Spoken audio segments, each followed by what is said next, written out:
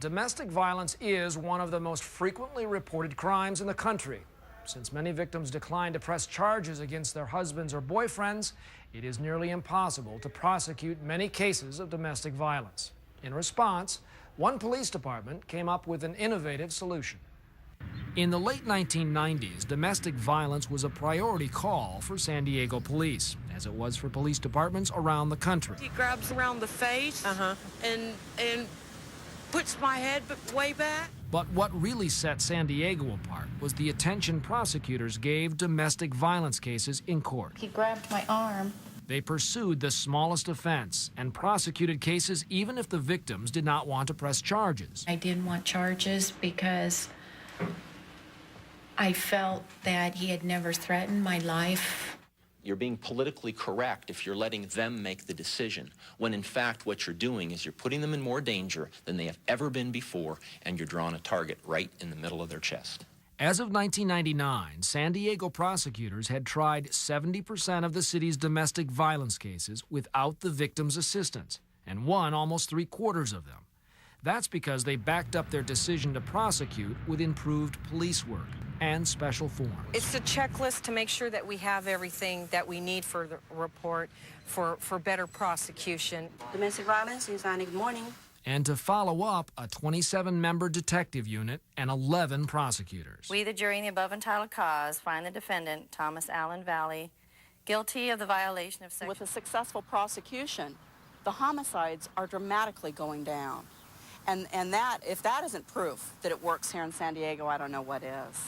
Male and female screaming at each other, small juvenile crying. By pursuing batterers without the victim's cooperation, prosecutors break the cycle of violence and, most important, are trying to protect victims from future harm. A Hollywood marriage transformed into a murder-suicide. Coming up on Justice Files.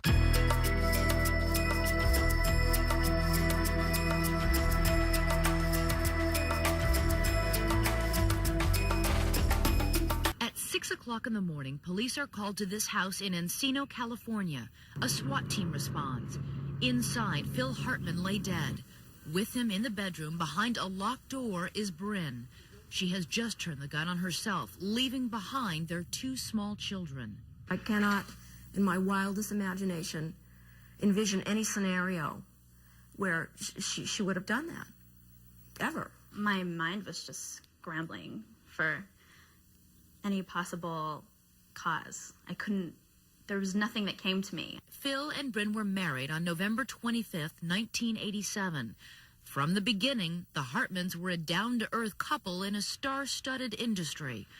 Bryn made a point of reaching out to friends, to include others. Bryn extended herself to me. She was more the instigator in our friendship. I mean, she really included me and called me and invited me and made sure that I was part of the group. They were just very open people, very approachable. Live from West Hollywood, it's baby shower. And friends like Marcy responded. She and her sister Judy threw Bryn's first baby shower in 1988. Home videos show a glowing Bryn surrounded by girlfriends. As a young mom, she documented the smallest details with hours of home videos.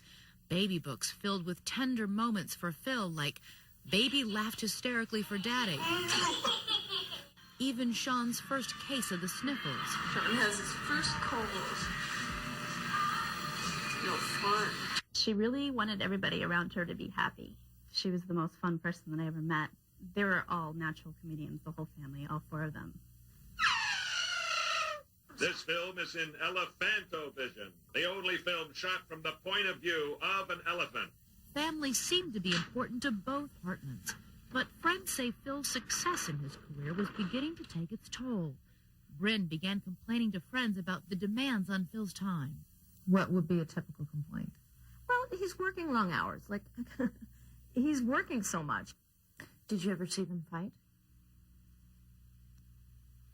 Not very often. Not a real blown-out fight. I've seen them argue a couple of times, but nothing more than either low voices or stern talk, but nothing outlandish. At this point, Bryn was having a tough time of her own. She had recently turned 40, and to her friends, she seemed to be searching for something more. She hit the 40 and she started to think, and you think about heavy issues in life. So what were those difficult issues she was tackling? Well, being a mom, having postponed a career, having dedicated herself to her husband and family, wondering what she could have done, wondering where she could be by now. Bryn once again began to pursue a career of her own in acting and modeling, but she was finding it difficult to break in. There were clear signs that Bryn's frustration was building. Friends say after years of being clean and sober, Bryn began drinking socially again. More ominous, she had a serious slip with cocaine on Mother's Day of 1997. Friends and family members say it was her first slip in a decade. They also say it was Phil who at 6 o'clock the next morning began making arrangements to get Bryn back into rehab.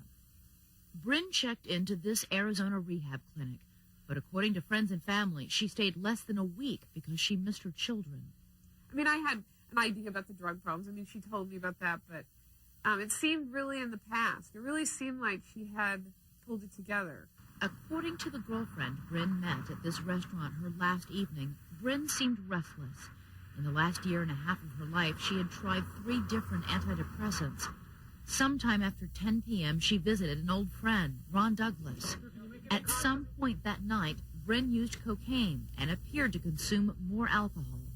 Police believe she returned home around 1 a.m., where she put on a pair of white cotton Gap pajamas, took off her wedding rings, took a gun out of a locked safe, and shot her husband 3 times. I heard the phone ring, and my husband answered the phone, and he came in and said, he was like white as a ghost, and I said, "What's wrong?" And he said, "Well, Bryn just called. She's hysterical. I can barely understand it. Something, Phil is dead, or she thinks Phil is dead. She needs you." 15 minutes earlier, Bryn had called Marcy Toscher's sister, Judy, who barely recognized Bryn's voice. And she was obviously calling from her car phone, so she said, "Where are you?" And Bryn, I don't know where I am.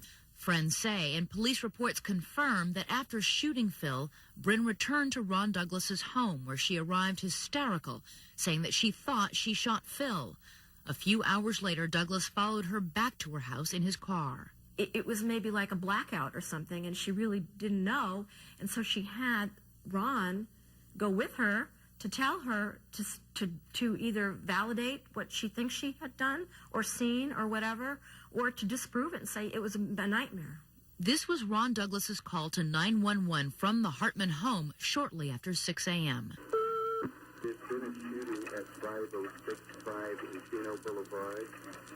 What's up? How many people were shot? Just one. Was this on purpose, or is this an accident, or what? Do you know what happened? I have no idea. She said she had killed her husband. I didn't believe her. Marcy says it was 6:20 when she and her husband arrived at the Hartman house. And then the next thing I know, all of these policemen are running up to the house, and they have like their SWAT gear. So I thought, this is really not good. Something is really bad. And they pull us away from the house. The police handed the 2 children off to Marcy and her husband, who ushered them to safety. Inside, Bryn had locked herself in the bedroom where Phil lay dead. Bryn had already called her sister with a message for the kids. Marcy remembers it as this. Tell my kids that I love them more than anything, and I always love them, and Mommy doesn't know what happened, and she's just very sorry. And that's what she told her. Moments after that phone call, Bryn turned the gun on herself. When high-profile cases of celebrities in crisis make headlines, it often helps turn attention to serious problems thousands of couples struggle with every day. In 1994, as the media swarmed around the O.J. Simpson trial, public concern was raised about the issue of domestic violence. On a day when a routine hearing for a not-so-routine defendant attracted a record crowd of reporters to the L.A. Criminal Courts building, Call to screen a case. Just across the street, in the domestic violence unit of the DA's office, Lydia Bowden started her routine, unrelenting and unheralded. Okay, relationship to victim. Any weapon used? In just over an hour, in the time it took for the satellite trucks to set up across the street, Bowden received 20 new felony complaints of domestic violence. This place is like I'm telling you, this is like a MASH unit every single day. There are days when I am running like down the halls so that I can make sure that I can get my phone fast enough. Hi, this is Lydia. When not listening to complaints over the phone, Bowden was reviewing them over her desk, where a picture is worth 1,000 police reports. This goes all the way around the neck. And it peaks at the back like someone strangled it. Yeah. Telephone cord did it.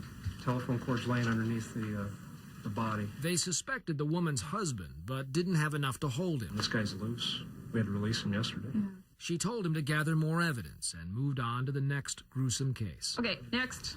And the next set of gruesome photos. In this case, a woman's breast was almost severed in the attack. There's not a single day that goes by in this business that I'm not offended by the kinds of crimes that go on behind closed doors. It makes me sick.